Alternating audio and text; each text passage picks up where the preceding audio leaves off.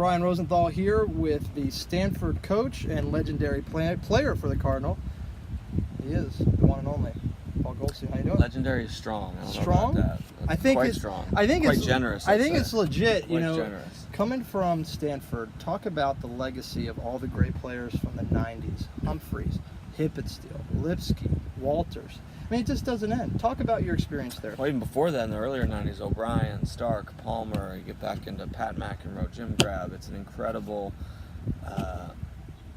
lineup of players who not only made an impact while playing at Stanford, but went on to make an impact playing professional tennis. Stanford's on the men's side has 26 players who went through Stanford and after their Stanford career achieved a career-high world ATP singles ranking of top 100 or better. That does not include Mike and Bob Bryan, who have gone on to be the winningest doubles team in the history of the world.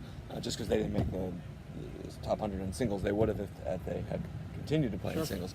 But it's an awesome, awesome legacy. 100% of that credit goes to Coach Dick Gould and the tradition and family that he built and continues to foster. And as a coach now, it's just a really awesome responsibility to feel like you are the caretaker of the program that Coach Gould had built from the ground up. I failed to mention the Bryan brothers. Some of you may have heard of them, so my apologies to Mike and Bob. All right, now let's talk about the season. Let's recap the season. I had a chance to watch your semifinal match in the Pac-12 tournament against Southern Cal. That was on the Pac-12 network. Recap the Cardinal season for us. Well, we came out and played really good tennis kickoff weekend, went to Ohio State and played them indoors, and sort of got punched in the mouth a little bit. It was a really good learning experience for us, but it prepared us for the national team indoors, in which we lost our opening match to Virginia, but then had two quality wins, including a win over the University of Florida, who ended up making Final Four. So at that point in the season, mid-February or so, had a win at USC that we felt really good about. Leading into our sort of spring break and dead week and finals, very good, sort of in the top 10 or so, and playing quite well. Had a weekend at home in which we played the LA schools, SC and UCLA, always really competitive, had match points and doubles in both matches, and didn't, one of those, a lot of deuce points type things, and lost a couple of breakers, and so didn't get those doubles points and ended up losing both those matches. And then throughout the rest of the Pac-12 season, pretty strong, dealing with some injuries as every team would. Had both our number 1 and 2 players be out for various points of the season. By the end of the year, feeling pretty healthy and felt like we were playing really good tennis at the end of the season. A very strong weekend at home to host the first 2 rounds of the NCAA tournament, play a good quality Fresno State team and then a quality UCSB team. And advanced to play the round of 16 at the University of Virginia, tough place to play. And they came out and played a very strong doubles point, and then the singles was awfully close and ended up just not being able to sustain it. All right, let's talk about the 90s. Compare the Pac-10 depth in the 90s versus the Pac-12 now. The Pac-10 depth in the 90s versus the Pac-12 now. Well, I mean, I feel very fortunate to have been at Stanford during a great run, a special time. It's one of the most special times of my life, those 4 years. In my 4 years as a team, Stanford won the national championship all 4 years I was in school. Very competitive against both SC and UCLA, and Cal, strong team as well. I would say some of our stiffest competition nationally would include like the University of Georgia. We beat them in the NCAA finals both in '97 and '98, and then the semis in '96. So they were very, very strong. I think with the Arizona State being added to the Pac-12 now in the last 2 years, the quality of depth in the Pac-12 is extraordinarily strong.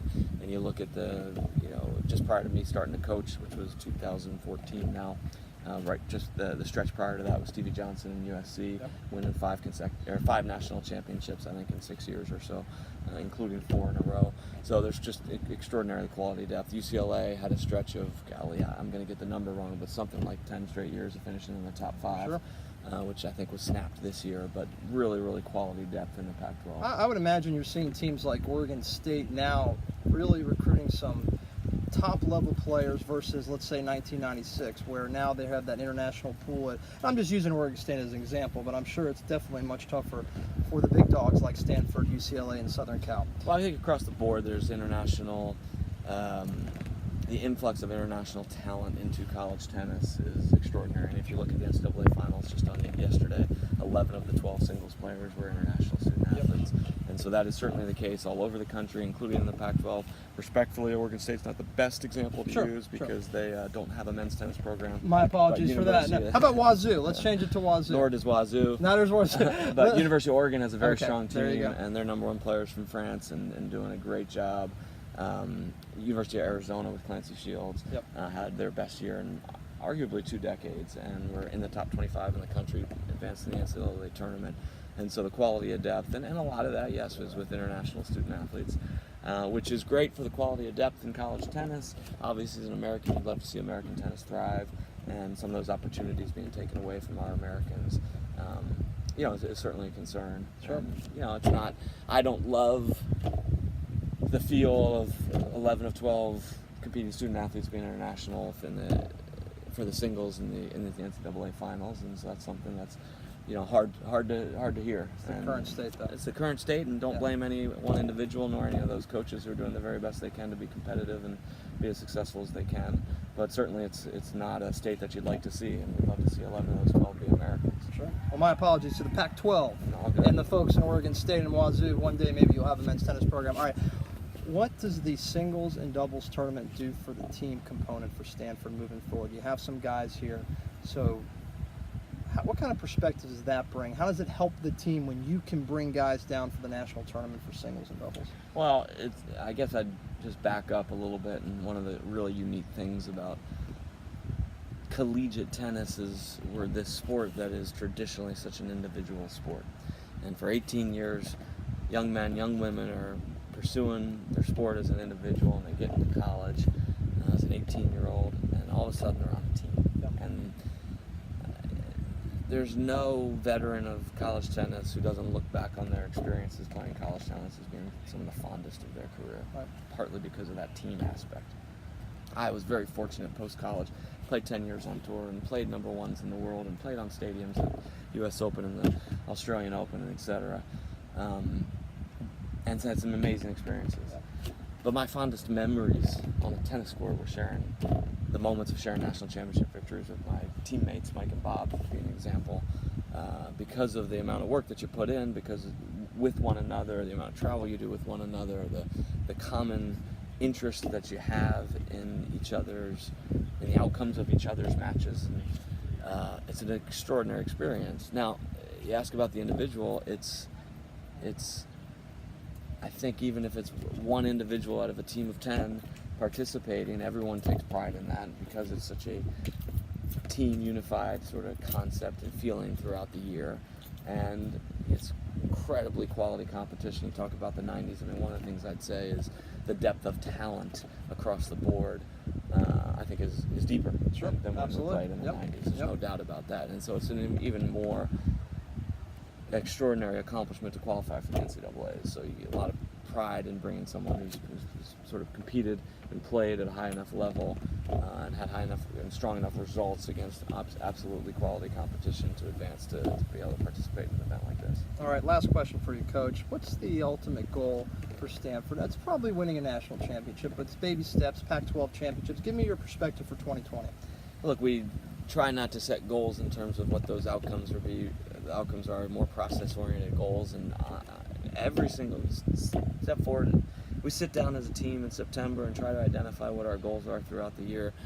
For this year in particular, just giving every person on the team, every time they're competing, give themselves the best chance they can to compete and be successful on any given point. Sure. Doesn't matter what happened the point before, doesn't matter what happened the week before. That is really the goal, and just getting a little bit better every day.